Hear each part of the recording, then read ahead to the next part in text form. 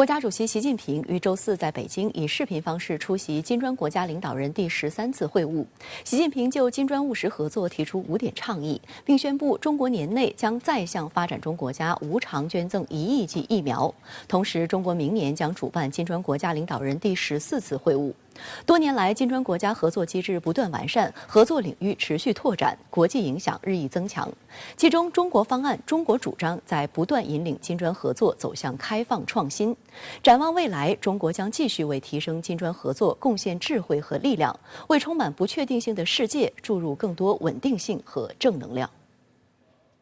国家主席习近平周四晚以视频方式出席金砖国家领导人第13次会晤。习近平指出，今年是金砖国家合作15周年，15年来，5国坚持开放包容、平等相待，增进战略沟通和政治互信，尊重彼此社会制度和发展道路，不断探索正确的国与国相处之道，坚持务实创新、合作共赢，对接发展政策，发挥互补优势，扎实推进各领域务实合作，在共同发展的道路上砥砺前行，坚持公平正义、利己达人，支持多边主义，参与全球治理，成为国际舞台上一支不可忽视的重要力量。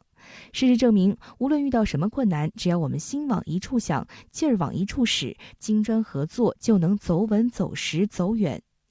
习近平表示，明年中国将接任金砖国家主席国，主办金砖国家领导人第14次会晤。中方期待同金砖伙伴一道，全面深化各项领域合作，构建更紧密、更务实的伙伴关系，应对共同挑战，开创美好未来。多年来，金砖国家合作机制不断完善，合作领域持续拓展，国际影响日益增强。特别是2017年，中国担任金砖国家主席国，在厦门成功举办金砖国家领导人第9次会晤。习近平主席提出平等相待、求同存异、务实创新、合作共赢、胸怀天下、利己达人3条重要启示，倡导推进金砖加合作模式，为金砖合作指明方向，开启了金砖合作第2个金色10年。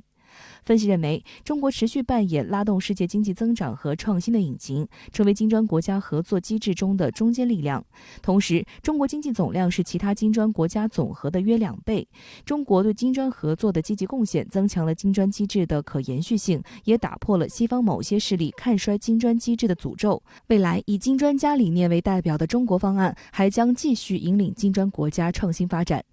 在全球疫情起伏不定、世界经济艰难复苏、国际格局深刻演变的大背景下，稳步推进的金砖合作无疑为世界注入一针强心剂，成为促进世界经济增长、完善全球治理的建设性力量。经贸合作是金砖国家的主要议题之一，金砖国家人口占全球的42%，经济总量占全球的24%，货物贸易占全球的18%，服务贸易占全球的13%，吸引外资占全球的25%。广阔的市场和资源优势拓展了金砖国家经贸合作潜能。近年来，金砖国家致力于完善全球治理，推动了国际货币基金组织和世界银行份额改革，创立了金砖国家新开发银行和应急储备安排。其中，金砖国家新开发银行自启动运营以来，累计批准成员国约80个项目，贷款总额达300亿美元。上周四，金砖国家新开发银行宣布将迎来阿联酋、乌拉圭和孟加拉国3个新成员国，实现首次扩容，将进一步彰显金砖国家经贸合作的强大磁力。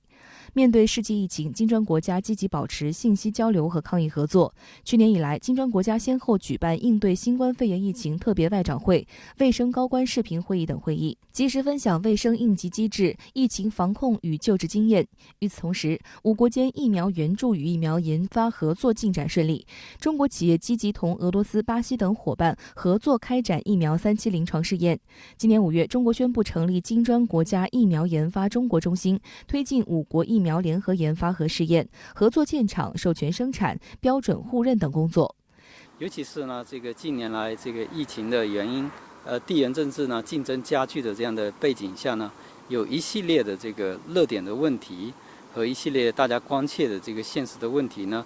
我相信呢，金砖机制呢，金砖的这个国家合作呢，都会发出一些共同的声音，表明发展中国家的一个集体看法。在政治安全方面，地区和平稳定、生物安全、反恐及网络安全等成为近期金砖合作的关键词。7月28号至29号，金砖国家反恐工作组第6次会议在线上举行。各方认为，美国自阿富汗撤军给全球反恐安全形势带来严峻挑战。金砖国家作为具有全球性影响的新兴大国代表，应维护和践行真正的多边主义，为国际反恐斗争贡献金砖力量。客观来说呢，这个把阿富汗问题纳入这个金砖合作的讨论呢，我相信很大程度上是因为这个印度是主办国的因素之一啊。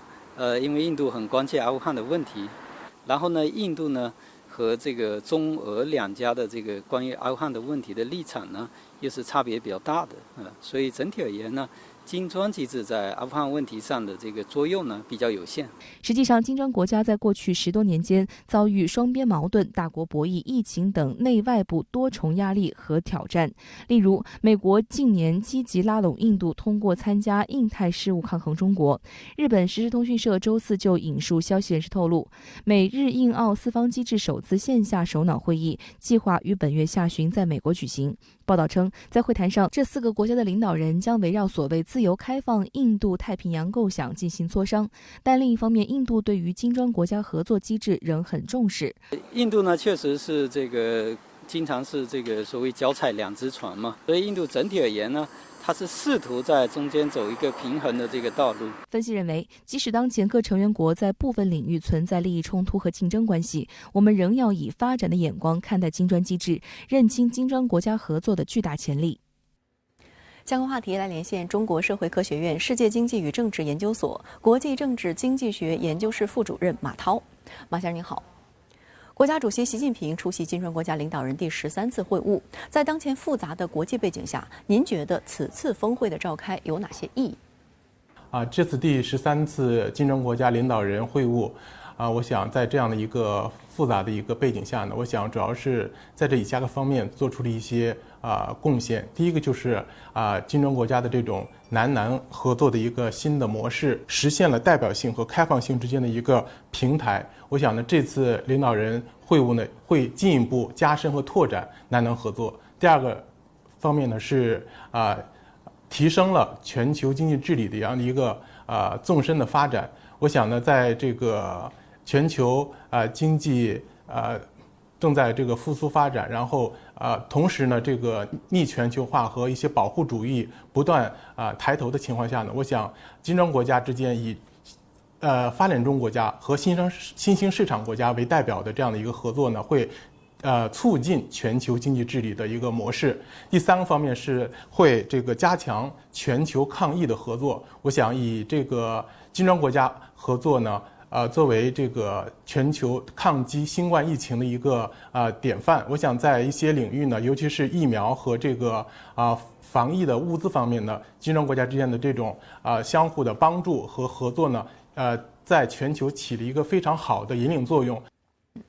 过去10多年间，金砖国家在多重内外部多种压力和挑战下，依然在金融、经贸、疫苗等领域合作涌现诸多亮点。那么在这个过程当中，您如何来解读中国对于金砖机制发挥的作用？我想在这样的一个大的背景下呢，金砖国家依然能够以合作为基础，尤其是在经贸、金融和这个抗疫方面呢，都取得了非常有效的成果。我们以这个抗击疫情为例。中国向一些发展中国家和这个欠发达国家无偿援助了大量的疫苗，同时也以其他的方式，比如出口疫苗的方式，给世界抗击疫情呢，提供了极大的帮助，也做出了自己巨大的贡献。同时呢，我们与这个金砖国家的合作呢，要突破以往的传统贸易以及价值链贸易，逐步向这个数字贸易等数字经济领域来不断的向深入发展。我想这样才能够夯实金砖国家合作机制的这样的一个基础。好的，谢谢马先生以上的解读，请您保持在线，我们稍后还会继续连线您，谢谢。